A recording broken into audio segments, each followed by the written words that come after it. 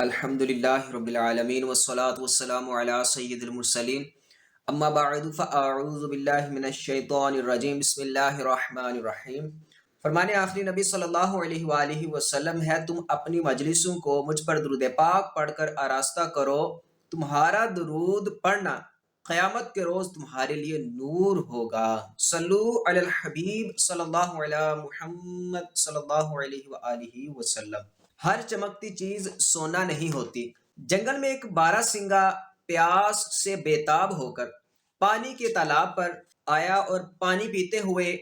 جب اسے پانی میں اپنے خوبصورت سینگوں کا عکس نظر آیا تو فخر و انبساط سے وہ پھولا نہ سمایا، مگر جب اس کی نگاہیں اپنی پتلی اور سوکھی ہوئی ٹانگوں پر پڑی تو اس کی ساری خوشی کافور یعنی ختم ہو گئی، اور وہ حسرت سے سوچنے لگا کہ اے کاش اس کی ٹانگیں بھی اس کے سینگوں کی طرح خوبصورت اور موٹی ہوتی تو کتنا اچھا ہوتا۔ ابھی وہ انہی خیالوں میں کھویا ہوا تھا کہ اسے شکاری کتوں کے بھونکنے کی آواز سنائی دی۔ خطرہ محسوس کرتے ہی وہ بھاگ کھڑا ہوا، چھپنے کے لیے جنگل کی راہ لی۔ شکاری کتوں نے بھی اسے دیکھ لیا، لہٰذا وہ بھی اس کے پیچھے بھاگے۔ بارہ سنگا اس تیزی سے بھاگا کہ اس نے مڑ کر بھی نہ دیکھا اور سیدھا جنگل میں جا گھسا، مگر اس کی بدقسمتی کے جن سینگوں پر تھوڑی دیر قبل فخر کر رہا تھا وہ ایک جھاڑی میں پھنس گئے۔ اس نے سینگوں کو جھاڑی سے نکالنے کی کافی کوشش کی مگر کوئی فائدہ نہ ہوا، اور آخر کار شکاری کتے اس کے سر پر جا پہنچے اور یوں وہ اپنی جان سے ہاتھ دھو بیٹھا۔ پیارے پیارے اسلامی بھائیوں، اس حکایت سے دو باتیں معلوم ہوئی۔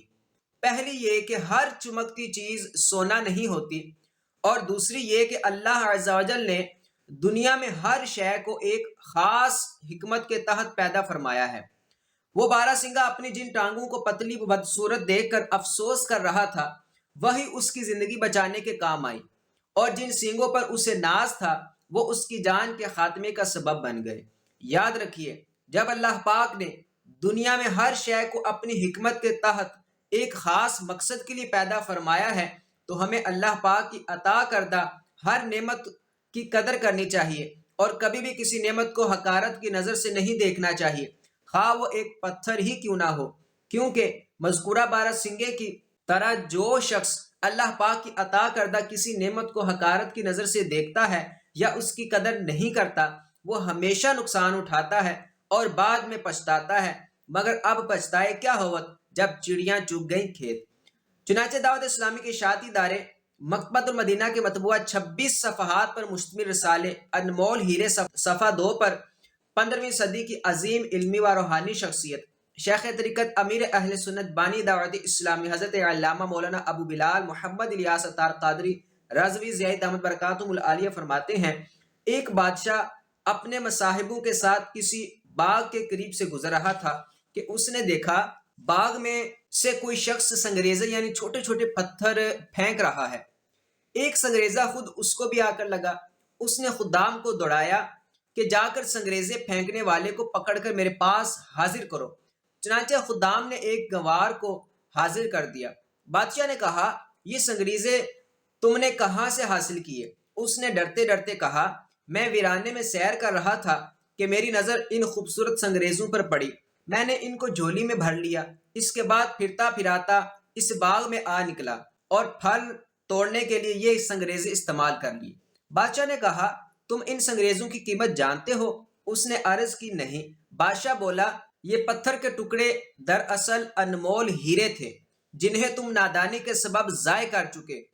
اس پر وہ شخص افسوس کرنے لگا، مگر اب اس کا افسوس کرنا بیکار تھا کہ وہ انمول ہیرے اس کے ہاتھ سے نکل چکے تھے۔ پیارے پیارے اسلامی بھائیوں، یہ حکایت ہمیں اپنی زندگی کے قیمتی لمحات کی قدردانی کا سبق دے رہی ہیں کہ گزرتے وقت کا ہر لمحہ ایک قیمتی ہیرا ہے، اگر اسے یوں ہی بیکار ضائع کر دیا تو سوائے حسرت و ندامت کے کچھ ہاتھ نہ آئے گا، جس طرح اس دیہاتی شخص کا حال ان انمول ہیروں کو ضائع کر کے ہوا۔ یقیناً جو لوگ اپنی زندگی کے ان انمول ہیروں کی قدر کرتے ہیں انہیں کل بروز قیامت بارگاہ رب العزت میں پیش ہوتے ہوئے کوئی شرمساری نہ ہوگی۔ حضرت سیدنا ابو بکر بن عیاش رحمۃ اللہ تعالی علیہ کے متعلق مروی ہے کہ وہ اپنے حیات مستعار کے قیمتی لمحات فضولیات میں برباد کرنے کے بجائے گھر کے بالا خانے اوپر کی منزل کے کمرے میں 60 سال تک روزانہ دن اور رات میں ایک ایک قرآن کریم پڑھا کرتے۔ جب کمزوری اور ضعف کی وجہ سے بالا خانے پر بار بار اترنا چڑھنا دشوار ہو گیا تو آپ رحمت اللہ تعالی علیہ نے اترنا ہی چھوڑ دیا، یہاں تک کہ اپنی آخرت سنوارنے اور رب کو راضی کرنے کے لیے عبادت و ریاضت میں اس قدر مشغول ہوئے کہ آپ رحمت اللہ تعالی علیہ نے 40 برس تک زمین پر پہلو نہ لگایا، یعنی مسلسل عبادت کے باعث آرام کو ترک فرما دیا۔ اور جب آپ رحمت اللہ تعالی علیہ کا اس جہان فانی سے کوچ کا وقت قریب آیا تو آپ کے صاحبزادے ابراہیم بن ابو بکر رونے لگے۔ آپ رحمت اللہ تعالی علیہ نے ان سے ارشاد فرمایا، کیا تمہارے خیال میں اللہ پاک تمہارے باپ کے وہ 40 سال ضائع فرما دے گا جن میں اس نے ہر شب میں ایک قرآن کریم پڑھا ہے؟ سبحان اللہ عز و جل۔ پیارے اسلامی بھائیو، دیکھا آپ نے، جو لوگ دنیا میں اپنے وقت کی قدر کرتے ہیں اور منزل حقیقی تک پہنچنے کے لیے وافر مقدار میں زیادہ راہ اکٹھا کر لیتے ہیں تو اس جہان فانی سے کوچ کرتے وقت انہیں کوئی افسوس نہیں ہوتا، بلکہ وہ تو بخوشی خود آگے بڑھ کر موت کو بھی اس لیے گلے سے لگاتے ہیں کہ فانی لذتوں سے جان چھڑا کر ابدی نعمتوں کے سائے میں جلد از جلد جا پہنچے۔ لہٰذا آپ کا تعلق زندگی کے کسی بھی شعبے سے ہو، یہ بات بخوبی جان لیجئے کہ جس مقصد یعنی ایم کے تحت آپ نے یہ شعبہ اختیار کیا ہے وہ اسی صورت میں حاصل ہوگا جب آپ اپنے اوقات کار کا درست استعمال کرتے ہوئے بھرپور محنت اور لگن کے ساتھ کوشاں رہیں گے۔ اس لیے کہ جو اپنے مقصد کو جس قدر زیادہ اہمیت دے گا اور اس کے حصول کے لیے کوشش کرے گا، اس کی کامیابی کے امکانات اتنے ہی زیادہ روشن ہوں گے، اور جو اس کے برعکس اپنے اوقات کو فضولیات میں برباد کرے گا، ناکامی و نامرادی اس کا مقدر ٹھہرے گی۔ وقت کی قدر کسی سے ڈھکی چھپی نہیں، بلکہ ہر کوئی اس کی اہمیت کو جانتا ہے۔ مثلا کوئی طالب علم چھٹیاں کرتا یا پڑھائی میں سستی کا مظاہرہ کرتا ہے تو اسے ضرور کہا جاتا ہے، یہاں وقت کیوں ضائع کر رہے ہو، کوئی کام کاج ہی کر لو، ہو سکتا ہے وہاں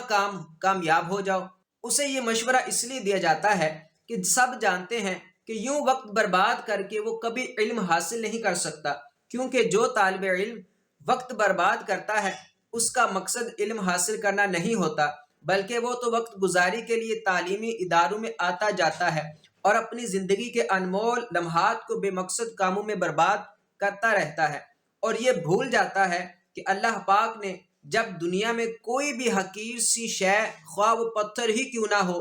بے مقصد پیدا نہیں کی تو کیا انسان کو کسی مقصد کے بغیر ہی پیدا کر دیا ہوگا؟ جیسا کہ پارہ 18 سورۃ المؤمنون آیت نمبر 115 میں ارشاد ہوتا ہے، ترجمہ کنز ایمان، تو کیا یہ سمجھتے ہو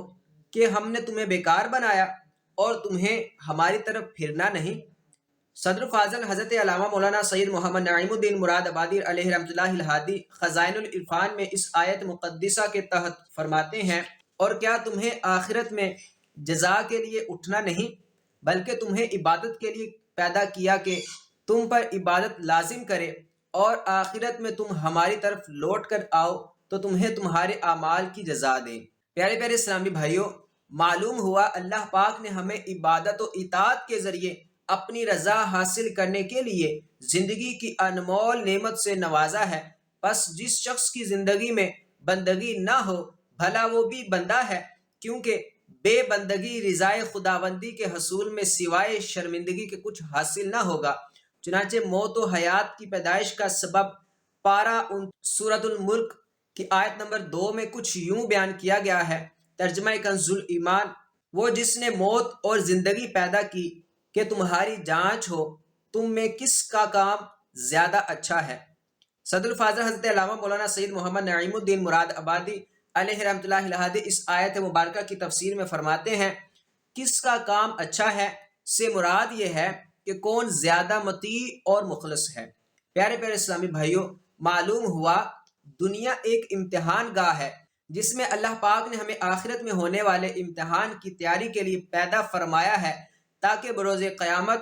یہ معلوم ہو سکے کہ ہم میں سے کون اطاعت خداوندی کا پیکر بنا رہا اور کس کا شمار نافرمانوں میں رہا۔ ہمیں اس امتحان کی تیاری کے لیے پیدائش سے لے کر موت تک جو مخصوص وقت دیا گیا ہے، ہمیں اسی دورانیے میں اپنی اجتماعی اور انفرادی زندگی اللہ پاک اور اس کے رسول صلی اللہ علیہ وآلہ وسلم کے احکامات کی پاسداری کرتے ہوئے بسر کرنی ہے، اور یہی ہمارا مقصد حیات ہے۔ پیارے پیارے اسلامی بھائیوں، کیا آپ نے کبھی یہ سوچا ہے کہ اخروی امتحان میں کامیاب ہونے کے لیے آپ نے مختصر سی دنیاوی زندگی میں کیا کوشش فرمائی ہے؟ آئیے ذرا دنیا میں کامیابی کے حصول کے لیے ہونے والے کسی بھی امتحان کا اخروی امتحان کے ساتھ باہمی تقابل یعنی کمپیریزن کرتے ہیں، تاکہ یہ معلوم ہو سکے کہ ہم دنیا و اخروی امتحان میں کس کے لیے زیادہ کوشش کرتے ہیں۔ جس طرح دنیا میں ہر امتحان کے لیے ایک مخصوص نصاب ہے، اسی طرح اخروی امتحان کے لیے بھی ایک مخصوص نصاب متعین ہے جسے ہم شریعت کے نام سے جانتے ہیں۔ جس طرح دنیاوی نصاب مختلف مضامین کا مجموعہ ہوتا ہے، مثلا اردو، حساب، معاشرتی علوم، مطالعہ پاکستان وغیرہ، اسی طرح اخروی نصاب بھی مختلف چیزوں کا مجموعہ ہوتا ہے جیسے عبادات و معاملات وغیرہ۔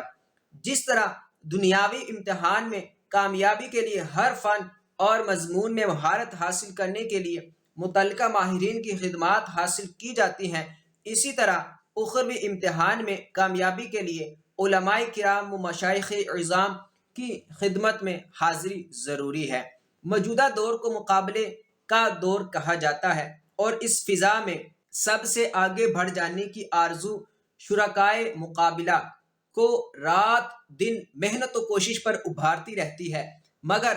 اخروی امتحان میں مقابلے کی کوئی فضا ہے، نہ سب سے آگے بڑھ جانے کی کوئی آرزو، کیونکہ یہ امتحان اجتماعی نہیں بلکہ انفرادی ہوگا، اور اس میں کامیابی اپنی جدوجہد اور کوشش کے بل بوتے پر ہی ممکن ہوگی۔ دنیاوی امتحان بعض اوقات تقریری یا عملی ہوتا ہے، مگر اخروی امتحان میں علم و عمل کی جانچ دو طرح ہوگی۔ نمبر 1، تفتیش ہوگی کہ یہ کام کیا تو کیوں، کیسے اور کس کے لیے کیا، اور نمبر 2، نیکیاں اور برائیاں میزان پر تولی جائیں گی۔ اب یہ دنیا میں کی گئی کاوش پر منحصر ہے کہ کون سا پلڑا بھاری ہوگا۔ دنیاوی امتحان میں ناکام یعنی فیل ہو جانے کی صورت میں دوبارہ امتحان دینے کے لیے مہلت مل جاتی ہے، مگر اخروی امتحان میں ناکامی کی صورت میں دوسری بار مہلت کبھی نہیں ملے گی، لہٰذا جو کرنا ہے ابھی کرنا ہے۔ دنیا میں ایک امتحان میں ناکامی اگلے امتحان میں کامیابی کے لیے ہمت بندھاتی ہے، مگر اخروی امتحان میں ناکامی جہنم کی آگ کا شکار بنا دے گی۔ دنیاوی امتحان میں اگر کوئی شخص مکمل طور پر ناکام نہ ہو بلکہ اس کے صرف 1-2 مضامین یعنی سبجیکٹس رہ جائیں تو اس سے ضمنی امتحان یعنی سپلیمنٹری ایگزامینیشن دینے کی اجازت ہوتی ہے، مگر اخروی امتحان چونکہ صرف ایک بار ہی ہوگا، لہٰذا ناکامی کی صورت میں جہنم کی آگ کا شکار ہونے والے بدقسمت لوگوں کا خاتمہ ایمان پر ہوا ہوگا تو وہ اللہ پاک کے فضل و کرم سے جنت کی سرمدی نعمتیں پانے میں کامیاب ضرور ہوں گے، مگر اپنی نافرمانیوں کا خمیازہ بھگتنے کے بعد، اور اگر خاتمہ ہی ایمان پر نہ ہوا تو ہمیشہ کے لیے جہنم میں جھونک دیے جائیں گے۔ بندہ آرام و چین پانے کے لیے ایک دنیاوی امتحان میں کامیاب ہوتا ہے تو دوسرے امتحان کے لیے تیاری شروع کر دیتا ہے، اور یوں مزید امتحانات کا ایک ختم نہ ہونے والا سلسلہ جاری رہتا ہے، مگر اخروی امتحان صرف ایک بار ہوگا، پھر کوئی امتحان نہ ہوگا۔ دنیاوی امتحان میں کامیابی پر انعام کے حقدار صرف وہی لوگ قرار پاتے ہیں جنہوں نے امتیازی نمبر حاصل کیے ہوں، اور وہ بھی مخصوص تعداد میں ہوتے ہیں، مگر اخروی امتحان میں کامیاب ہونے والا ہر فرد اللہ پاک کی تیار کردہ ابدی نعمتوں کا حقدار قرار پائے گا۔ یہاں تعداد نہ دیکھی جائے گی کیونکہ اللہ پاک کے خزانوں میں کوئی کمی نہیں۔ ہمارا طرز عمل پیارے پیارے اسلامی بھائیوں، مذکورہ تقابل یعنی کمپیریزن کی روشنی میں آئیے ذرا یہ جائزہ لینے کی کوشش کرتے ہیں کہ ہم میں اکثر لوگ دنیاوی و اخروی امتحان میں سے کس میں کامیابی کو ترجیح دیتے ہیں۔ جس طرح دنیاوی تعلیم کے حصول کے لیے صبح سویرے نرم و گداز بستروں کو چھوڑ کر تابناک مستقبل کے حصول کے لیے گھروں سے نکل پڑتے ہیں، تو کیا ہم اخروی کامیابی کے حصول کی خاطر فجر کے وقت نرم نرم بستروں کو چھوڑ کر نماز با جماعت ادا کرنے کے لیے مسجد میں حاضری دیتے ہیں؟ دنیا کے ہر میدان میں ہماری کوشش ہوتی ہے کہ صف اول میں نظر آئے، تو کیا بارگاہ خداوندی میں حاضری یعنی نماز با جماعت کے وقت بھی مسجد کی پہلی صف میں نظر آنے کی کوشش کرتے ہیں؟ اپنے تعلیمی معاملات یعنی ایجوکیشنل میٹر میں ترقی کے لیے ہم اکثر راتوں کو جاگ کر مطالعہ کرتے ہیں اور دیگر کاموں میں بھی صلاحیتیں بڑھانے کے لیے صبح شام کی پرواہ نہیں کرتے، تو کیا امور آخرت میں بہتری و ترقی کے لیے بھی کبھی راتوں کو اٹھ کر بارگاہ خداوندی میں حاضر ہونے کی کوشش کرتے ہیں؟ دنیاوی راحت و آرام کے حصول کے لیے بسا اوقات گھر سے سینکڑوں ہزاروں میل دور جانے میں بھی کبھی کوئی شرم محسوس نہیں کرتے، مگر راہ خدا میں 3 دن 12 دن اور 30 دن کے مدنی قافلوں میں سفر کرنے کا کہا جائے تو ہمیں ہزاروں مصروفیات یاد آ جاتی ہیں۔ پیارے اسلامی بھائیوں، ہزاروں مصروفیات کے باوجود دنیا کے لیے جیسے بھی ممکن ہو ہم وقت نکال ہی لیتے ہیں، تو کیا جس مقصد کے لیے ہمیں پیدا کیا گیا ہے اس کے لیے تھوڑا سا وقت بھی نہیں نکال سکتے؟ اس سلسلے میں ہمارا طرز عمل کیسا ہے، اس پر خود ہی غور فرما لیجیے، کیونکہ ہمارا مقصد حیات تو رضائے خداوندی کا حصول ہے، مگر افسوس صد افسوس ہم اس سے غافل ہو کر دنیاوی ترجیحات میں مگن ہو چکے ہیں۔ ہمارے مذہب کا نام اسلام ہے اور ہم مسلمان ہیں۔ اگر ان الفاظ کے معنی پر ہی غور کر لیا جائے تو معلوم ہوگا کہ ہمیں تو احکام خداوندی کے سامنے سر تسلیم خم کر دینے کا حکم دیا گیا ہے، مگر شاید ہم دھن یعنی ویلتھ کی دھن یعنی ایمبیشن میں نہ صرف اپنے مقصد حیات کو بھول کر رحمت خداوندی سے دور ہو چکے ہیں بلکہ خود اپنے آپ سے بھی غافل ہو چکے ہیں، جیسا کہ فرمانے باری تعالیٰ ہے وَلَا تَكُونُوا كَالَّذِينَ نَسُوا اللَّهَ فَأَنسَاهُمْ أَنفُسَهُمْ أُولَئِكَ هُمُ الْفَاسِقُونَ۔ ترجمہ کنز ایمان، اور ان جیسے نہ ہو جو اللہ کو بھول بیٹھے تو اللہ نے انہیں بلا میں ڈالا کہ اپنی جانیں یاد نہ رہیں، وہی فاسق ہیں۔ معلوم ہوا جو لوگ اللہ پاک کے ذکر سے غفلت کے مرتکب ہوتے ہیں، اللہ پاک انہیں اس آزمائش میں مبتلا فرما دیتا ہے کہ وہ اپنی ذات سے بھی غافل ہو جاتے ہیں، اور یوں اللہ پاک ان سے ناراض ہو کر انہیں ان کے حال پر چھوڑ دیتا ہے۔ چنانچہ فرمانے باری تعالیٰ ہے نسوا اللہ فنسیہم۔ ترجمہ کنز ایمان، وہ اللہ کو چھوڑ بیٹھے تو اللہ نے انہیں چھوڑ دیا۔ پیارے پیارے اسلامی بھائیوں، رحمت خداوندی سے دوری کا سبب ہمارا یاد خداوندی سے غافل ہونا ہے، لہٰذا ہمیشہ یاد رکھنا چاہیے کہ ہمیں کیوں پیدا کیا گیا ہے۔ چنانچہ پارہ 27 سورۃ الذاریات کی آیت نمبر 56 میں ارشاد ہوتا ہے وَمَا خَلَقْتُ الْجِنَّ وَالْإِنسَ إِلَّا لِيَعْبُدُونَ۔ ترجمہ کنز ایمان، اور میں نے جن اور آدمی اتنے ہی یعنی اسی لیے بنائے کہ میری بندگی کریں۔ مقصد حیات کی تکمیل کا ذریعہ۔ پیارے اسلامی بھائیوں، یہ بات واضح ہو چکی ہے کہ اللہ پاک نے ہمیں اپنی عبادت کے لیے پیدا فرمایا ہے، تو اب سوال یہ پیدا ہوتا ہے کہ آخر ہم اللہ پاک کے فرما بردار بندے کیسے بن سکتے ہیں؟ تو اس کا جواب ہمیں پارہ 21 سورۃ الاحزاب کی 21ویں آیت مبارکہ میں کچھ یوں ملتا ہے لَقَدْ كَانَ لَكُمْ فِي رَسُولِ اللَّهِ أُسْوَةٌ حَسَنَةٌ۔ ترجمہ کنز ایمان، بے شک تمہیں رسول اللہ کی پیروی بہتر ہے۔ معلوم ہوا اللہ پاک کی رضا حاصل کرنے کے لیے اس کے پیارے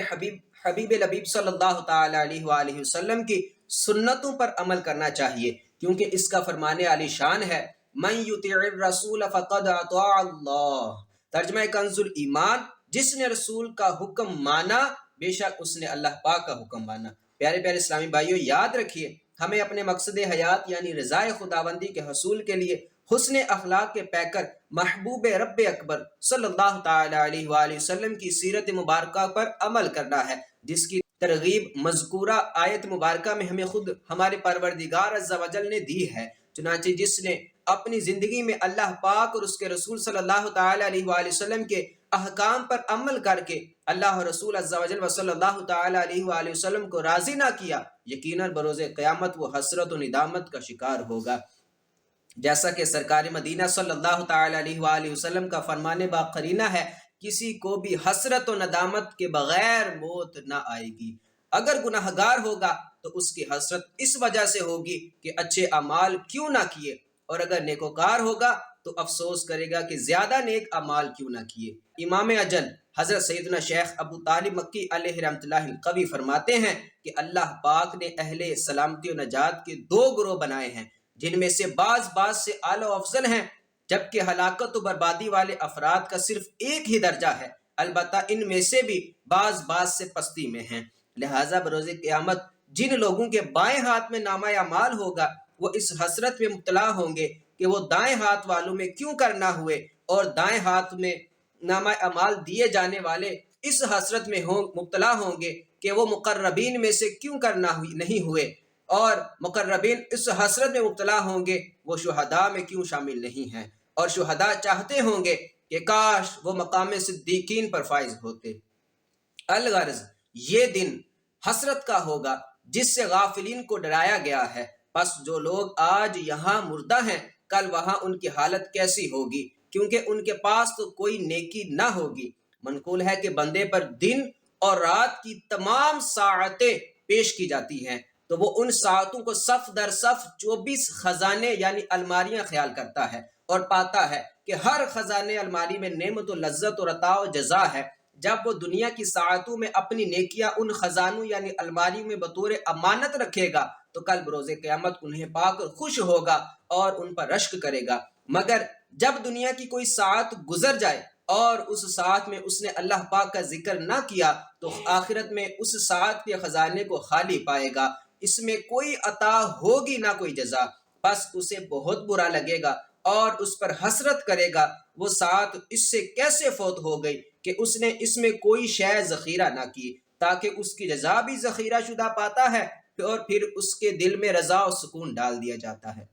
عمر ایک امانت ہے۔ پیارے اسلامی بھائیوں، یاد رکھیے انسان کی عمر اس کے پاس اللہ پاک کی امانت ہے، جس کے متعلق اللہ پاک بندے سے اس کی موت کے وقت پوچھے گا۔ اگر اس نے اس کی حفاظت میں کوتاہی سے کام لیا تو گویا اس نے اللہ پاک کی امانت ضائع کر دی اور اس کے عہد کو چھوڑ دیا، اور اگر اپنے اوقات کا خیال رکھا یعنی اس کی کوئی بھی ساتھ اللہ پاک کی اطاعت کے بغیر نہ گزری تو اس نے صرف امانت کی حفاظت کی بلکہ وہ اللہ پاک کے عہد میں بھی ہے، پس اسے اللہ پاک کی جانب سے وعدہ پورا کرنے کی بنا پر پورا بدلہ ملے گا، جیسا کہ فرمان باری تعالی ہے وَأَوْفُوا بِعَهْدِي أُوفِ بِعَهْدِكُمْ، ترجمہ کنز الایمان، اور میرا عہد پورا کرو میں تمہارا عہد پورا کروں گا۔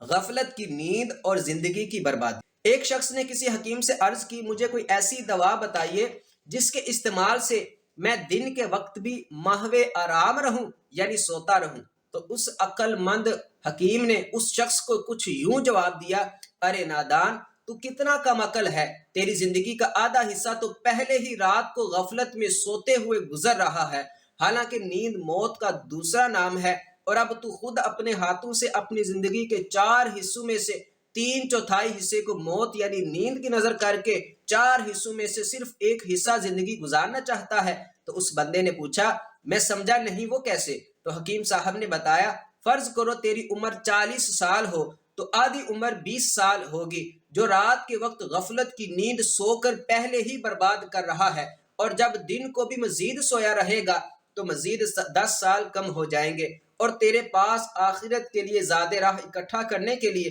صرف 10 سال باقی بچیں گے۔ پیارے پیارے اسلامی بھائیوں، مذکورہ نادان شخص کی طرح ہم بھی اپنی زندگی کے قیمتی لمحات کو رضائے رب الانام کے حصول میں گزارنے کے بجائے غفلت میں یا گناہوں میں گزار دیتے ہیں۔ اگر کبھی ضائع ہونے والی زندگی کے ان قیمتی لمحات کو حساب لگانا چاہیں تو شاید ہمارے لیے ممکن نہ ہو، البتہ کوشش ضرور کرتے رہنا چاہیے، اس لیے کہ وقت اللہ پاک کی ایک ایسی نعمت ہے جو ہر انسان کو یکساں ملتی ہے۔ یہ نہیں کہا جا سکتا کہ غریب کے لیے دن رات میں 24 گھنٹے ہیں تو امیر کے لیے 27، بلکہ اللہ پاک نے ہم میں سے ہر ایک کو دن رات کی صورت میں ڈبل 12 یعنی 24 گھنٹوں میں 1440 منٹ یا 86,400 سیکنڈ عطا فرمائے ہیں۔ اب یہ ہم پر ہے کہ کون ان اوقات کی قدر کرتا ہے اور کون برباد، کیونکہ آخر اس زندگی کے سفر کا اختتام ہونے ہی والا ہے۔ چنانچہ حضرت سیدنا امام حسن بصری علیہ رحمۃ اللہ القوی فرمایا کرتے تھے کہ اے ابن آدم، تو مختلف مرحلوں کا مجموعہ ہے، جب بھی تیرے پاس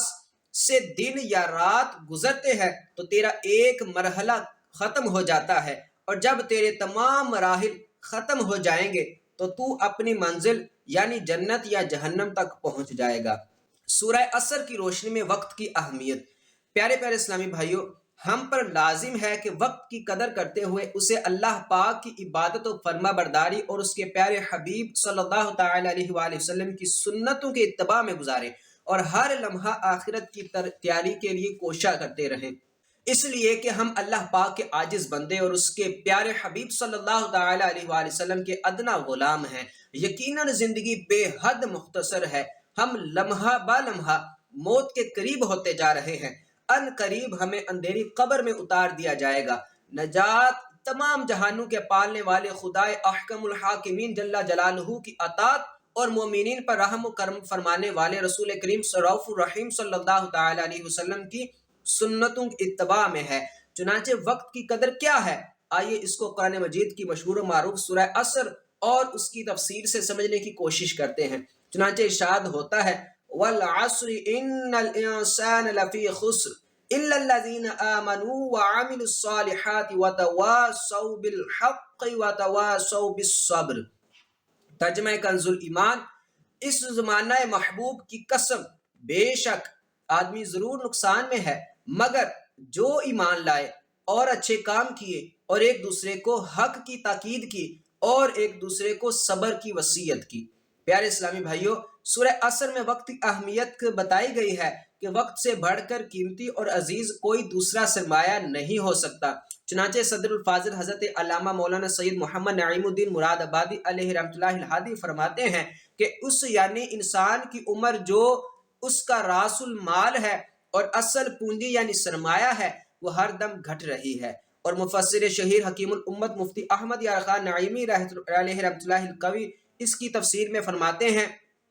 صوفیاء فرماتے ہیں کہ غافل کے ہر سانس پر عمر گھٹ رہی ہے، اس کا ہر سانس برباد ہو رہا ہے، جیسے سوراخ والے گڑھے کا ہر قطرہ بہہ کر برباد ہو رہا ہے اور گڑھا خالی ہو رہا ہے، اور مومن صالح کا ہر سانس خزانہ الہی میں جمع ہو کر بڑھ رہا ہے، جیسے قرا امبیک، وہ چیز جس کے ذریعے عرق نکالا جائے، سے عرق کے قطرے ٹپک کر بوتلوں میں جمع ہو کر بیماروں کے لیے شفا اور پنساری کے لیے نفع کا باعث ہے۔ عمر اور برف میں مشابہت۔ امام فخر الدین رازی علیہ رحمۃ اللہ القوی تفسیر رازی میں ایک بزرگ کا یہ قول نقل فرماتے ہیں کہ میں نے سورہ عصر کا مفہوم ایک برف فروش سے سمجھا جو بازار میں یہ آوازیں لگا رہا تھا، اس شخص پر رحم کرو جس کا سرمایہ گھلا جا رہا ہے، اس شخص پر رحم کرو جس کا سرمایہ گھلا جا رہا ہے۔ اس کی یہ بات سن کر میں نے کہا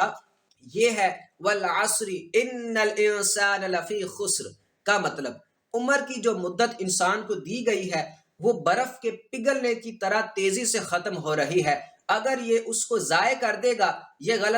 غلط کاموں میں مگن ہو کر گزار دے گا تو یقیناً یہ خسارہ اٹھانے والوں میں شمار ہوگا۔ زندگی کا سفر جاری ہے یا موت کا۔ پیارے اسلامی بھائیوں، جس طرح کشتی سوار کو لیے منزل کی جانب رواں دواں ہوتی ہے، اسی طرح زندگی بھی بندے کو ہر لمحہ اس کی منزل یعنی قبر کے قریب لیے جا رہی ہے، لیکن وہ اس بات سے غافل ہے۔ چنانچہ دعوت اسلامی کے اشاعتی ادارے مکتبۃ المدینہ کی مطبوعہ 1124 صفحات پر مشتمل کتاب احیاء العلوم جلد اول صفحہ 981 پر ہے۔ حجت الاسلام حضرت سیدنا امام محمد بن محمد غزالی علیہ رحمۃ اللہ الوالی فرماتے ہیں اللہ پاک نے زمین کو اپنے بندوں کے تابع اس لیے نہیں کیا کہ وہ بلند و بالا مکانوں کو دائمی ٹھکانہ سمجھ کر اس میں سکونت پذیر ہو جائے، بلکہ اس لیے تابع بنایا ہے کہ وہ اسے مسافر کی طرح قیام گاہ جان کر اس سے اتنا زیادہ راہ لیں جو وطن اصلی یعنی آخرت کے سفر میں ان کے کام آئے، اس کے جالوں اور ہلاکتوں سے بچتے ہوئے اپنے لیے امن و فضل کے تحفے ذخیرہ کریں، اور یقین کر لیں کہ زندگیاں نہیں اس طرح لیے جاتی ہیں جیسے کشتی مسافروں کو۔ لوگ دنیا میں مسافر ہیں، ان کی پہلی منزل جھولا اور آخری قبر ہے۔ پیارے پیارے اسلامی بھائیوں، تمام مذاہب کے لوگ اس بات کو مانتے ہیں کہ موت آنی ہے، مگر کب آنی ہے یہ کسی کو معلوم نہیں۔ بہرحال موت کا وقت مقرر ہے اور ہم سب آہستہ آہستہ اس کی طرف بڑھ رہے ہیں۔ اگر گزرنے والا لمحہ گویا ہمیں موت کے قریب کر رہا ہے، زندگی کا یہ سفر کب اور کس موڑ پر پورا ہوتا ہے یہ کوئی نہیں جانتا، لیکن یہ سب کو معلوم ہے کہ اس کا اختتام موت پر ہوگا۔ ہم زندگی کے آغاز کا حساب تو یاد رکھتے ہیں مگر اختتام کی کوئی فکر نہیں کرتے۔ کیا یہ معلوم زندگی کا یہ سورج کب موت کی اندھیری وادیوں میں ڈوب جائے؟ ہم یہ تو کہتے ہیں کہ فلاں اتنے سال کا ہو گیا ہے، لیکن کبھی یہ نہیں سوچتے کہ اس کی عمر بڑھ نہیں رہی بلکہ کم ہو جاتی رہی ہے۔ مثلا ایک شخص کی عمر اللہ پاک کے ہاں 70 سال مقرر ہوئی، یعنی 70 سال کی عمر میں اسے موت آئے گی، تو جب وہ 40 سال کا ہوتا ہے تو ہم یہ کہتے ہیں کہ یہ 40 سال کا ہو گیا ہے، مگر یہ نہیں سوچتے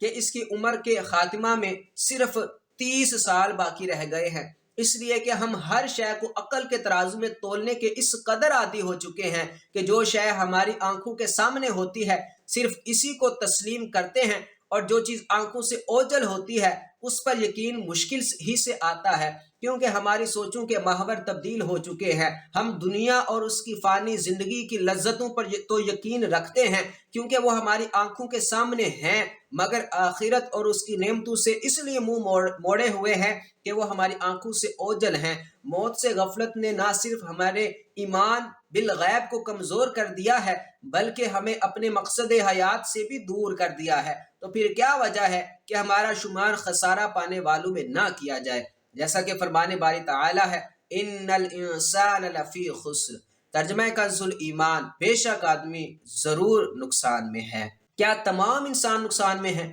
پیارے اسلامی بھائیوں، کیا سارے آدمی نقصان میں ہیں؟ اس سوال کا جواب سورہ عصر کی 3 آیت مبارکہ میں کچھ یوں دیا گیا ہے، الا الذین آمنوا وعملوا الصالحات وتواصوا بالحق وتواصوا بالصبر، ترجمہ کنز ایمان، مگر جو ایمان لائے اور اچھے کام کیے اور ایک دوسرے کو حق کی تاکید کی اور ایک دوسرے کو صبر کی وصیت کی۔ الحمدللہ عز و جل ہم مسلمان ہیں، ہمارا اللہ پاک اور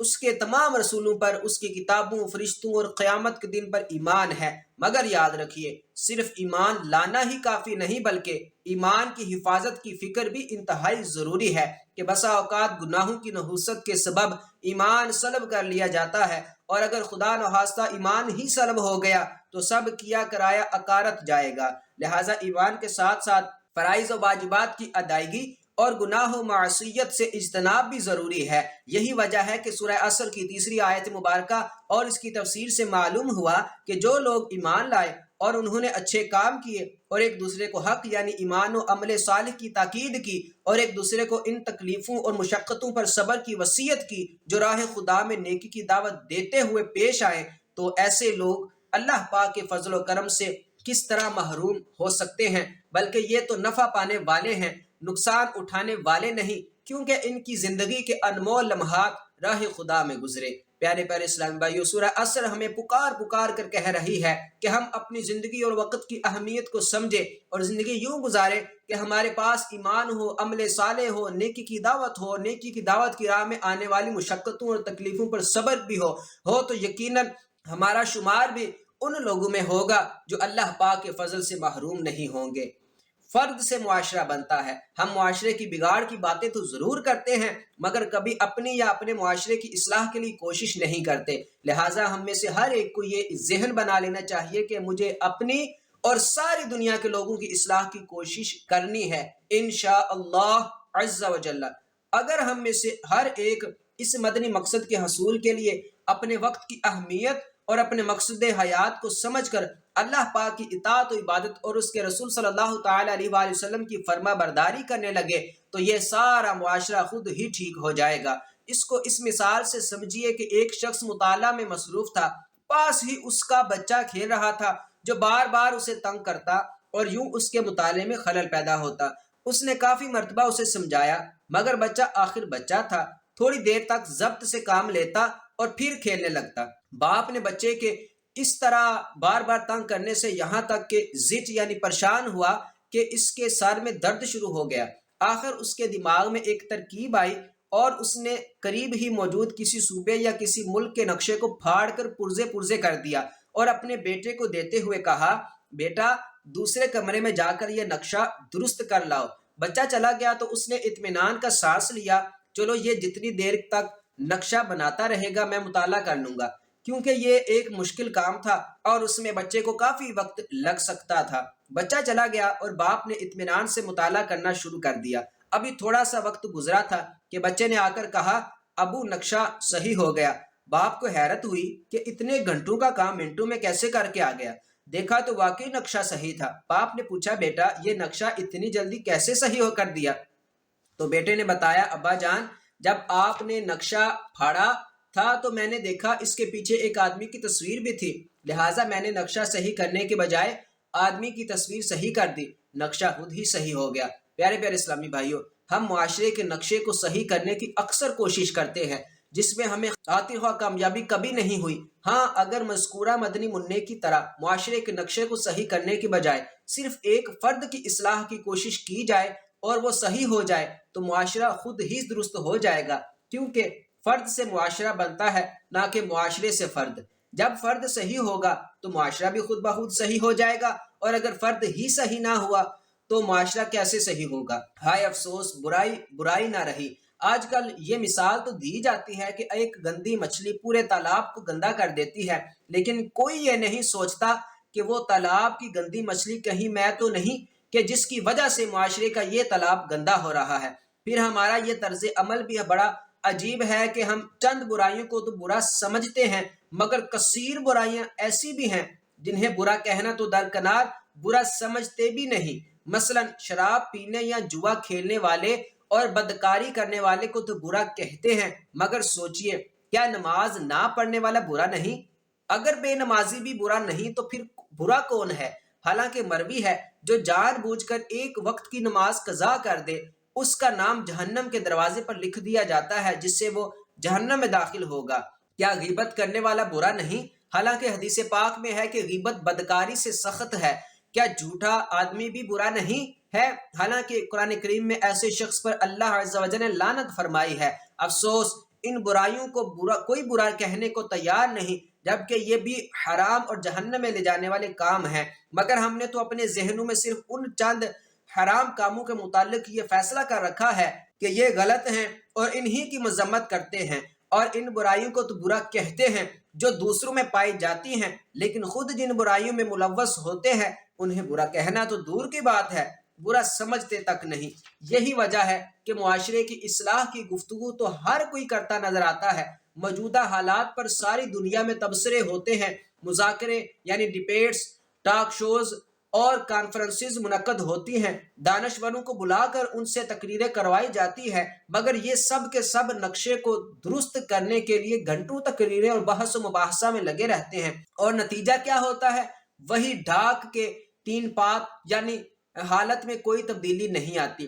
اتنے گھنٹے نقشہ درست کرنے کی کوشش کرنے سے بہتر تھا کہ چند منٹوں کے اندر اپنی شخصیت کو درست کرنے پر توجہ دیتے تو یقیناً نقشہ خود ہی درست ہو جاتا۔ اپنی اصلاح کے لیے کیا کرنا چاہیے؟ پیارے اسلامی بھائیوں، اپنی اصلاح کے لیے ہمیں اپنے مقصد اور وقت کی اہمیت کو سمجھنا ہوگا، خصوصاً جوانی کے پربہار ایام میں جب امنگیں پرجوش، عزم و حوصلہ جواں اور اعضاء میں قوت ہوتی ہے۔ وقت کی قدر کرتے ہوئے عبادت و ریاضت کی عادت بنا لیجئے۔ آج صحت کی نعمت حاصل ہے، اس سے فائدہ اٹھا لیجئے کہ بڑھاپے میں ہمتیں جواب دے جاتی ہیں اور بسا اوقات آدمی بیکار ہو کر رہ جاتا ہے۔ چنانچہ شہزادہ اعلیٰ حضرت مفتی اعظم ہند حضرت علامہ مصطفیٰ رضا خان نوری علیہ رحمۃ اللہ القوی فرماتے ہیں،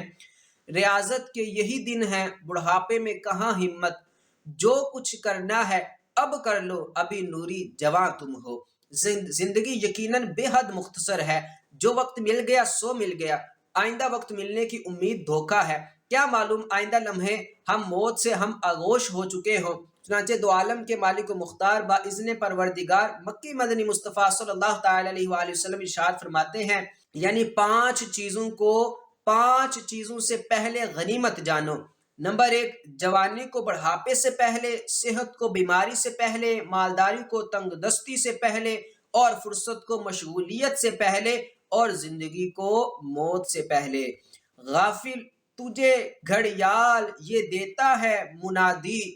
قدرت نے گھڑی عمر کی ایک اور گھٹا دی۔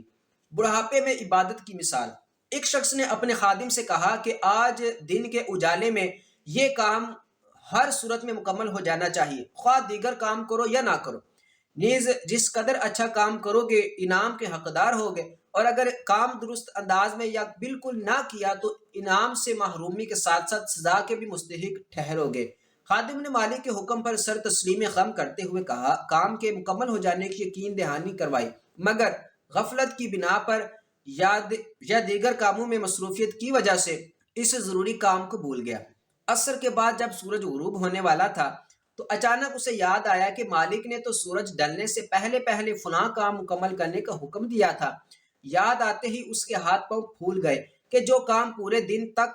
دن کا تھا اب دن کے اس تھوڑے سے حصے میں کیسے مکمل ہو سکتا ہے۔ بہرحال وہ ہر طرف سے غافل ہو کر اس کام میں مصروف ہو گیا اور جی جان سے کوشش کرنے لگا کہ کسی طرح یہ کام مکمل کر لے، اور شدت سے یہ خواہش کرنے لگا کہ اے کاش تھوڑی دیر سورج مزید ٹھہر جائے اور اسے کام مکمل کرنے کا موقع مل جائے، یا اس کا مالک اسے مزید ایک دن کا موقع دے دے تو یقیناً وہ اس کام کو مکمل کر لے گا اور دیگر کاموں کی طرف بالکل آنکھ اٹھا کر بھی نہ دیکھے گا۔ اس کے ساتھ ساتھ وہ اپنی غفلت پر افسوس کرتا جاتا کہ ہائے افسوس، وہ کیسے یہ بھول گیا، حالانکہ اس کے مالک نے کام کی درست طریقے سے بجا آوری پر انعامات کا وعدہ کیا تھا۔ اب ایک تو ان انعامات سے محروم ہونا پڑے گا، دوسرے مالک کی ناراضگی کی صورت میں سزا بھی مل سکتی ہے۔ پیارے پیارے اسلامی بھائیوں، بڑھاپے یعنی عمر کے آخری حصے میں خواب غفلت سے بیدار ہونے والے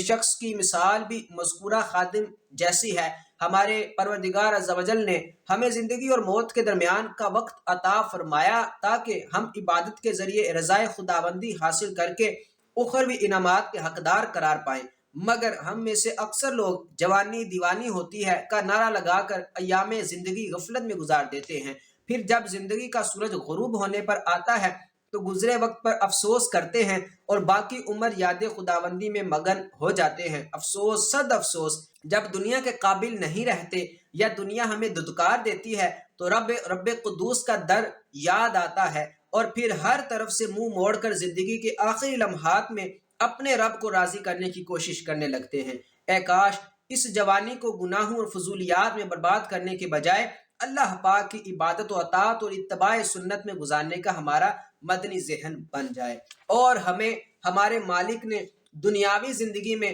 جس کام کے لیے پیدا فرمایا ہے اسے بجا لانے میں کوئی کوتاہی نہ کرے، ورنہ مذکورہ خادم کی طرح پچھتاوے کے سوا کچھ ہاتھ نہ آئے گا، اور جب ہماری موت کا وقت آئے تو کہیں یہ نہ کہنے لگے کہ اے کاش ہمیں مزید کچھ مہلت مل جائے، جیسا کہ فرمانے باری تعالیٰ ہے ترجمہ کنز ایمان، اور ہمارے دیے میں سے کچھ ہماری راہ میں خرچ کرو قبل اس کے کہ تم میں کسی کو موت آئے، پھر کہنے لگے اے میرے رب تو نے مجھے تھوڑی مدت تک کیوں مہلت نہ دی کہ میں صدقہ دیتا اور نیکو میں ہوتا، اور ہرگز اللہ کسی جان کو مہلت نہ دے گا جب اس کا وعدہ آ جائے، اور اللہ کو تمہارے کاموں کی خبر ہے۔ جوانی میں عبادت کی فضیلت۔ قیامت کے روز جب ہر شے سورج کی تپش و گرمی سے بلبلا رہی ہوگی تو اللہ پاک اپنے جن بندوں سے خوش ہو کر انہیں اپنے سایہ عرش میں جگہ عطا فرمائے گا، ان میں سے وہ خوش قسمت لوگ بھی ہوں گے جنہوں نے اپنی جوانی برباد نہ کی ہوگی۔ چنانچہ مروی ہے کہ قیامت کے دن جن خوش نصیبوں کو اللہ پاک اپنے عرش کے سائے میں جگہ عطا فرمائے گا ان میں وہ شخص بھی ہوگا جس نے اپنی جوانی اللہ پاک کی عبادت میں گزاری ہوگی، اللہ پاک اسے اپنے عرش کے نیچے جگہ دے گا۔ پیارے پیارے اسلامی بھائیوں، قیامت کے دن جب زمین تانبے کی ہوگی اور سورج آگ برسا رہا ہوگا، ایسے میں وہ شخص جس قدر خوش نصیب ہوگا جسے اللہ پاک اپنے عرش کے سائے میں جگہ عطا فرمائے گا۔ آج اگر کسی کو جلتی دھوپ میں درخت کا سایہ مل جائے تو وہ کس قدر سکون و اطمینان محسوس کرتا ہے، اور اسے کتنی خوشی ہوتی ہے، یہ ہر ذی شعور بخوبی سمجھ سکتا ہے۔ لہٰذا ہمیں اس محشر کی تپتی دھوپ والے دن اللہ پاک کے عرش کا سایہ حاصل کرنے کے لیے وقت کی قدر و منزلت کو سمجھتے ہوئے اسے اللہ پاک اور اس کے رسول صلی اللہ تعالی علیہ وآلہ وسلم کی اطاعت و فرما برداری میں گزارنا ہوگا۔ کل کی تباہی۔ پیارے پیارے اسلامی بھائیوں، شیطان ہرگز نہیں چاہتا کہ ہم اچھے اعمال کر کے جنت میں چلے جائیں۔ وہ ہر طرح سے ہمیں راہ حق سے روکنے کی کوشش کرتا ہے۔ جب کسی کے سامنے نیکی کی دعوت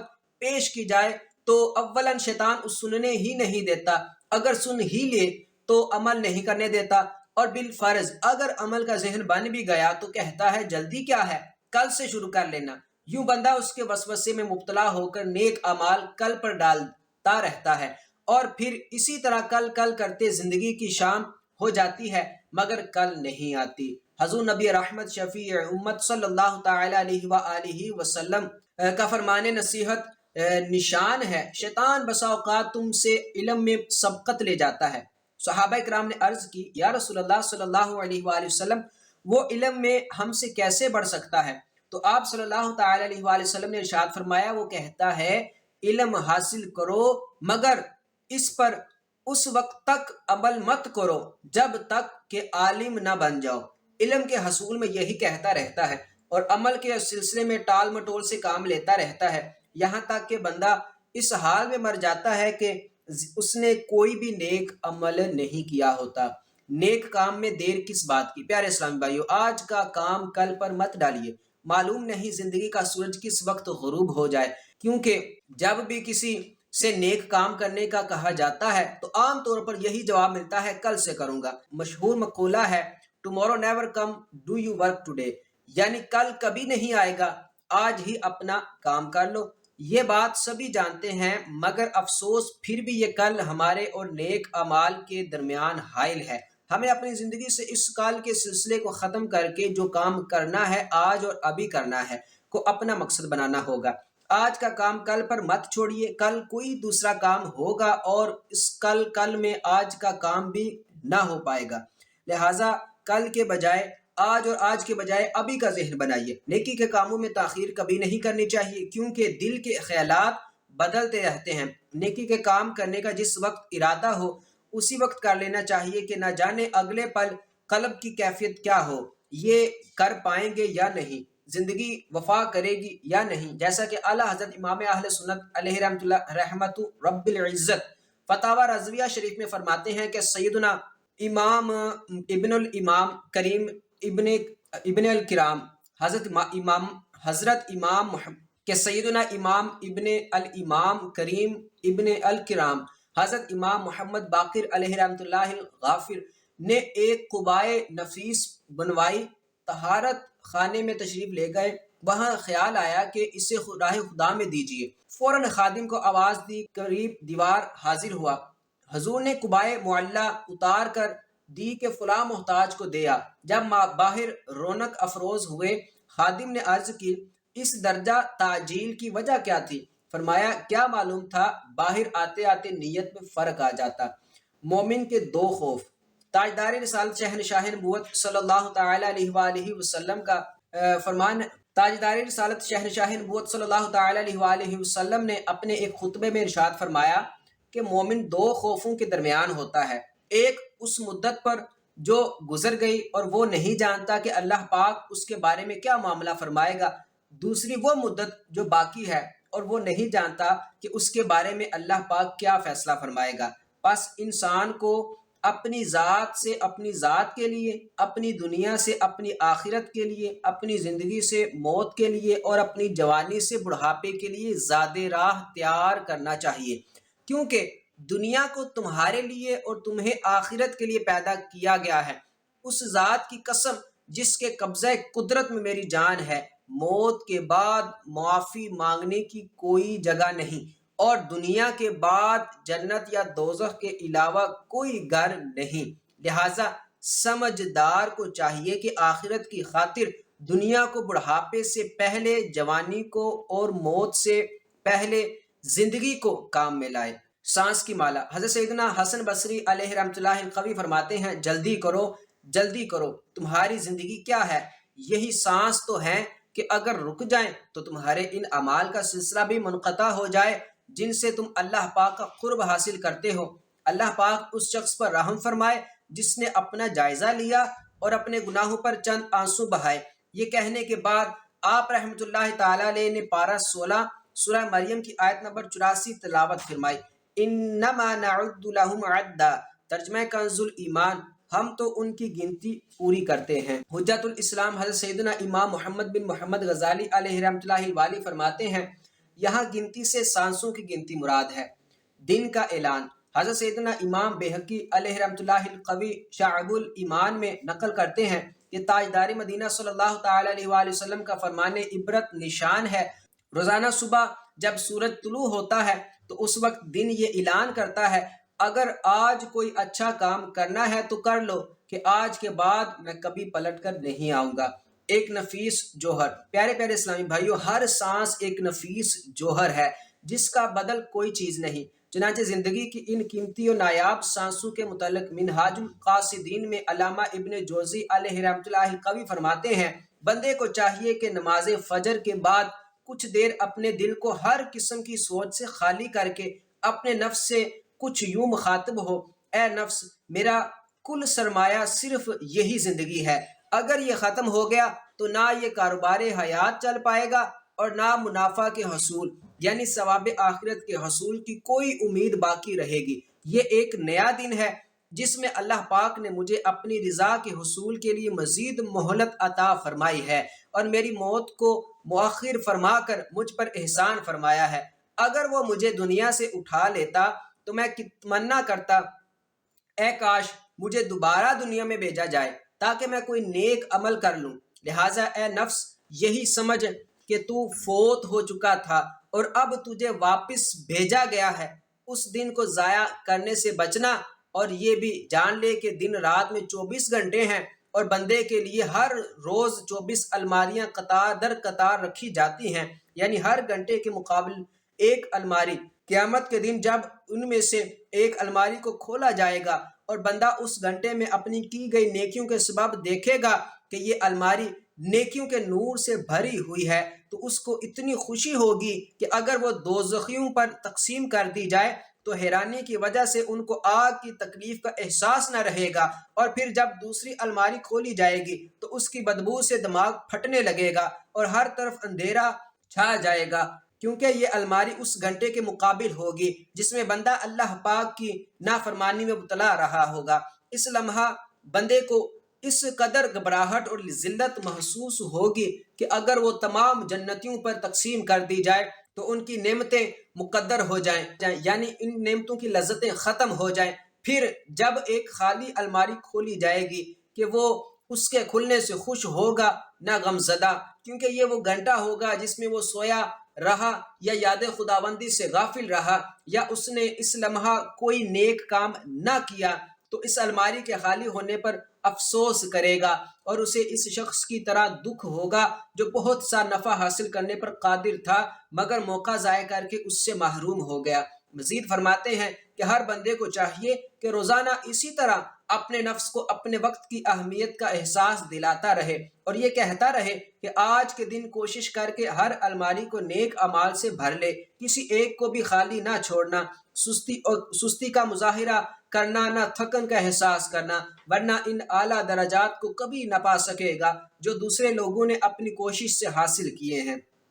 پیارے پیارے اسلامی بھائیوں، ان نصیحت آموز فرمان میں کتنی عبرت ہے، ذرا غور تو کیجئے کہ جو وقت گزر گیا وہ لوٹ کر نہیں آئے گا۔ ہاں، جو سانس ہم نے لے لیا ہے وہ ہمارے نامہ اعمال میں جمع ضرور ہو گیا، اب یہ ہم پر ہے کہ وہ لمحہ ہم نے نیکی میں استعمال کیا یا بدی میں، یا یوں ہی غفلت میں گزار دیا۔ لہٰذا جو وقت ہمارے ہاتھ میں ہے اس سے استفادہ یوٹیلائز کیجئے اور یہ یاد رکھیے کہ پورے دن میں ڈبل 12 گھنٹوں کا وقت امیر غریب ڈاکٹر مریض چھوٹے بڑے مرد عورت سب کو یکساں ملتا ہے۔ لہٰذا قیامت کے حساب اور حسرت سے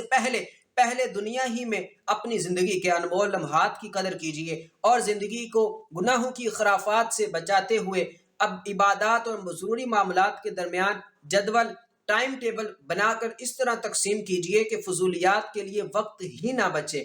آج عمل کا دن ہے۔ حضرت سیدنا جابر رضی اللہ تعالیٰ عنہ سے مروی ہے کہ اللہ پاک کے محبوب دانائے غیوب صلی اللہ تعالیٰ علیہ وآلہ وسلم فرماتے ہیں فَإِنَّكُمُ الْيَوْمَ فِي دَارِ الْعَمَلِ وَلَا حِسَابَ وَأَنْتُمْ غَدًا فِي دَارِ الْحِسَابِ وَلَا عَمَلَ، یعنی آج تم دار العمل یعنی عمل کرنے کی جگہ میں ہو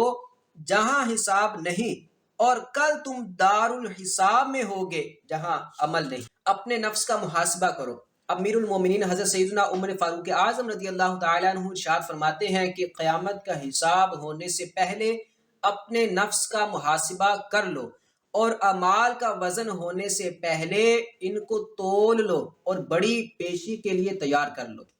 وقت کا ضیاع اور اس کی تلافی کی چند صورتیں۔ پیارے پیارے اسلامی بھائیو، اگر آپ اپنے ضائع ہو جانے والے اوقات پر نادم ہیں اور چاہتے ہیں کہ کسی طرح ان اوقات کی تلافی ہو جائے اور بروز قیامت بارگاہ خداوندی میں شرمسار نہ ہونا پڑے، تو اپنے موجودہ وقت کی قدر کیجئے، کیونکہ وقت کی تلافی ریپیریشن آف ٹائم کے متعلق عموماً لوگ سمجھتے ہیں کہ موجودہ حالات و کیفیت میں جو کام کرنا ان کے ذمے لازم ہے وہ اسے بجا لانے کے قابل نہیں، اور یوں یہ تمنا کرنے لگتے ہیں کہ اے کاش وہ اس سے بہتر حالت و کیفیت میں ہوتے تو ضرور یہ کام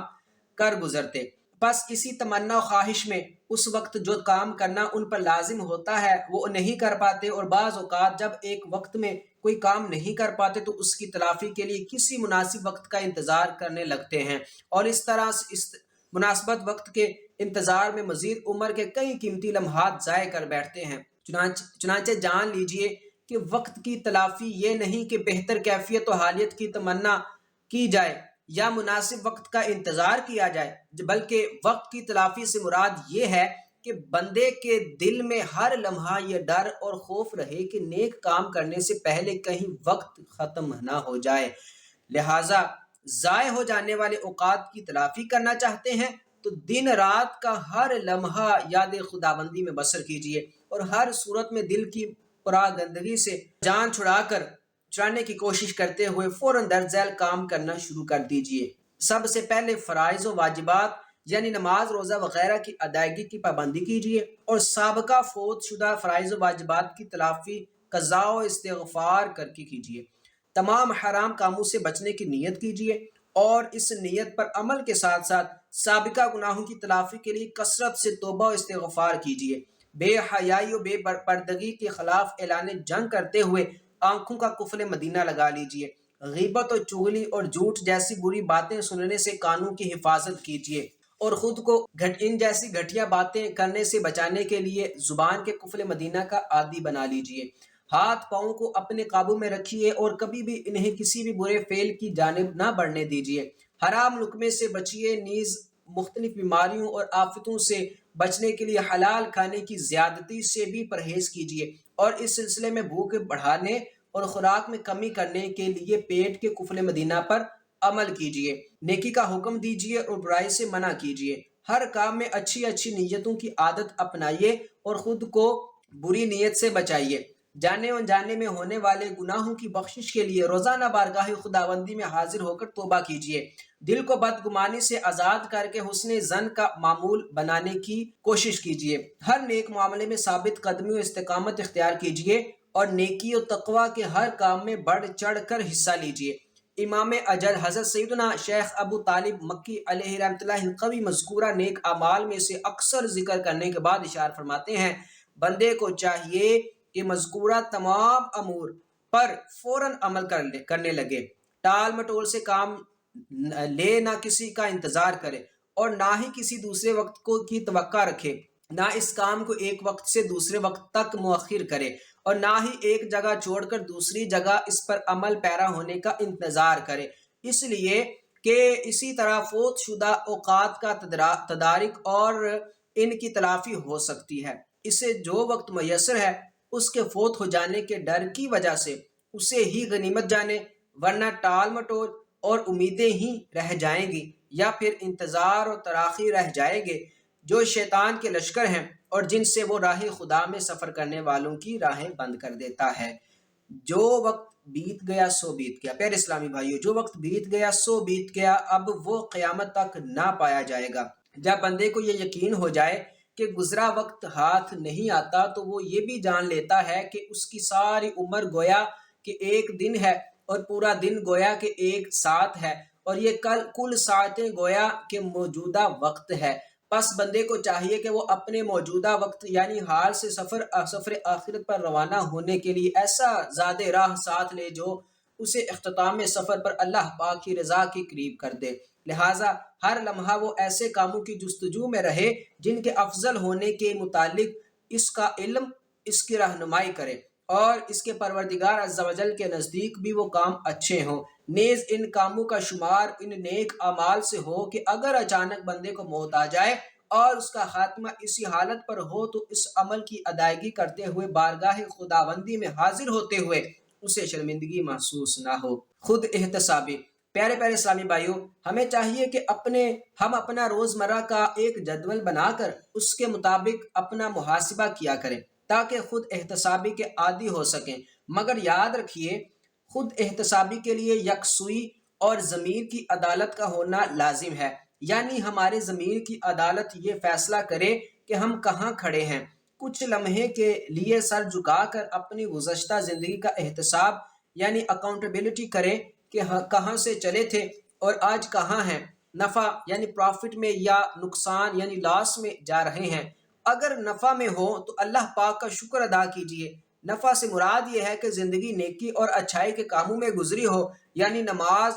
روزے کی پابندی کی ہو، ریاکاری، جھوٹ، غیبت، چغلی، حسد، تکبر، وعدہ خلافی، والدین کی نافرمانی اور دل آزاری سے بچنے کے ساتھ ساتھ دیگر احکامات خداوندی بجا لاتے ہوئے زندگی بسر کی ہو تو نفع میں ہیں۔ لیکن اگر اس کے برعکس زندگی کے لمحات گناہوں اور فضولیات میں گزرے ہوں تو سمجھ جائیے کہ ہم اس کاروبار حیات میں نقصان اٹھا رہے ہیں، لہٰذا فوراً سنبھل جائیے اور توبہ کر کے اللہ پاک کو راضی کرنے والے کاموں میں لگ جائیے۔ پیارے پیارے اسلامی بھائیوں، دل میں جب بھی کوئی خیال پیدا ہو تو اس پر عمل کرنے کے بجائے ذرا توقف فرما کر یعنی ذرا رک کر سوچئے کہ یہ خیال رضائے خداوندی کے حصول کا سبب بن سکتا ہے یا نہیں۔ اگر یہ قرب خداوندی کا باعث بن سکتا ہو تو اس سے پہلے کہ یہ فوت ہو جائے اس پر فوراً عمل کر گزریے، ورنہ اسے دل کی تختی سے فوراً مٹا ڈالیے، کہیں وہ پختہ نہ ہو جائے، بلکہ وہ کوشش کیجیے کہ جب بھی آپ کے دل میں کوئی ایسا خیال آئے جو یاد خداوندی سے دور کرنے والا ہو تو یہ خیال غیر فوراً خیال یار سے بدل دیجیے تاکہ وہ آپ کو نہ بدل سکے۔ امام اجل حضرت سیدنا شیخ ابو طالب مکی علیہ رحمۃ اللہ کبھی فرماتے ہیں کہ یہ جو مختلف روایات میں مروی ہے کہ بعض نیک کام عمر میں زیادتی و برکت کا سبب بنتے ہیں، تو جان لیجئے کہ عمر میں برکت سے مراد یہ ہے کہ آپ اپنی چھوٹی سی عمر میں رضائے رب الانام کے حصول کی خاطر نیک کام کر کے وہ کام و مرتبہ پانے میں کامیاب ہو جائیں جو دوسرے لوگ طویل عمر میں اپنی غفلت کے سبب نہ پا سکے۔ اسی طرح 12 ماہ کے قلیل عرصہ میں آپ علم و عمل کے اس بلند مقام پر فائز ہو سکتے ہیں جس مقام پر کوئی دوسرا شخص دین سے دوری کی بنا پر 20 سالوں میں بھی نہ پہنچ پائے۔ خود احتسابی اور دعوت اسلامی۔ پیارے پیارے اسلامی بھائی، الحمدللہ عز و جل تبلیغ قرآن و سنت کی عالمگیر غیر سیاسی تحریک دعوت اسلامی نے نفس و شیطان کے دھوکہ فریب سے باخبر رہنے اور خود احتسابی یعنی سیلف اکاؤنٹیبلٹی کا ایک بڑا ہی آسان طریقہ یعنی میتھڈ متعارف کروایا جسے مدنی انعامات پر عمل کرتے ہوئے فکر مدینہ کا نام دیا گیا ہے۔ یہ مدنی انعامات کیا ہیں؟ تو اس سوال کا جواب زیادہ مشکل نہیں، کیونکہ مدنی انعامات پر عمل سے مراد نفس کا محاسبہ کرنا اور روزانہ یہ دیکھنا ہے کہ آج کیا کیا، نیکی کے کام کر کے قرب خداوندی حاصل کرنے میں کامیاب ہوئے یا نہیں۔ اور اگر کبھی کوئی شخص محاسبہ کرتے ہوئے اپنے اعمال میں نیکیوں کی کمی اور گناہوں کی زیادتی پائے تو اسے چاہیے کہ اللہ پاک سے ڈرے اور گناہوں سے توبہ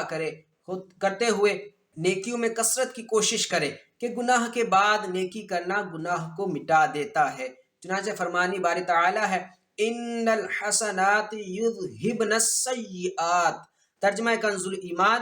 بے شک نیکیاں برائیوں کو مٹا دیتی ہیں۔ شیخ طریقت امیر اہل سنت دامت برکاتہم العالیہ مدنی انعامات پر عمل کی ترغیب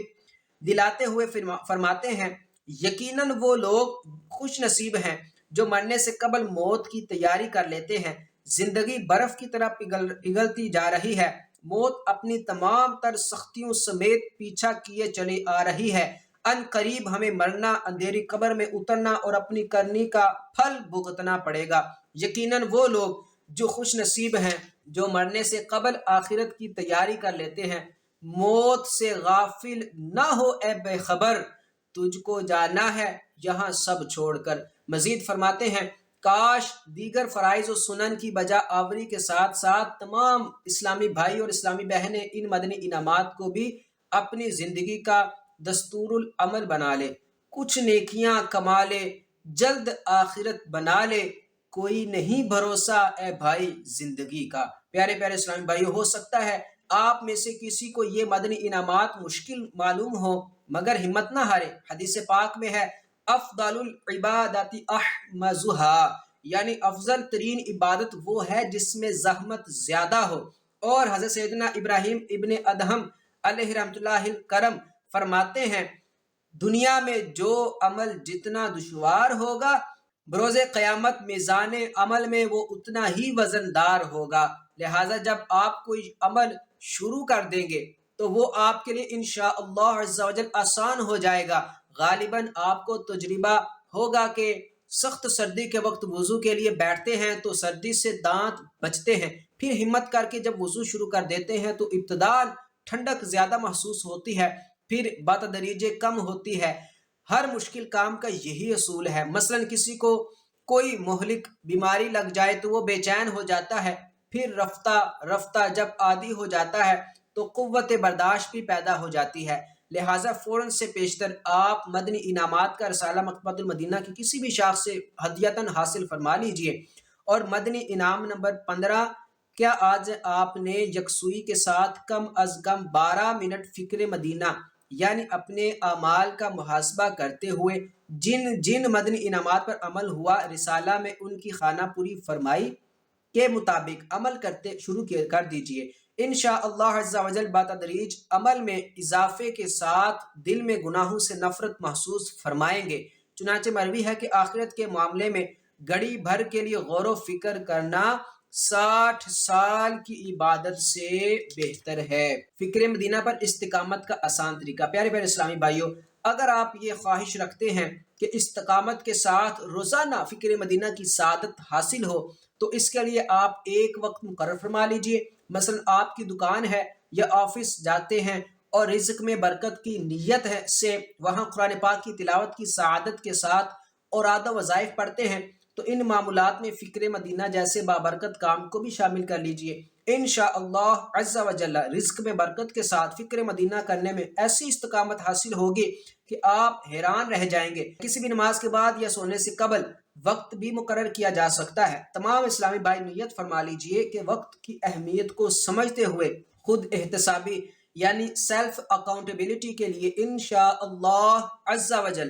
وقت مقررہ پر پابندی کے ساتھ فکر مدینہ ضرور کریں گے۔ اللہ پاک عمل کی توفیق عطا فرمائے، آمین بجاہ النبی الامین صلی اللہ تعالی علیہ وآلہ وسلم۔ صلو علی الحبیب صلی اللہ تعالی علی محمد صلی اللہ علیہ وآلہ وسلم۔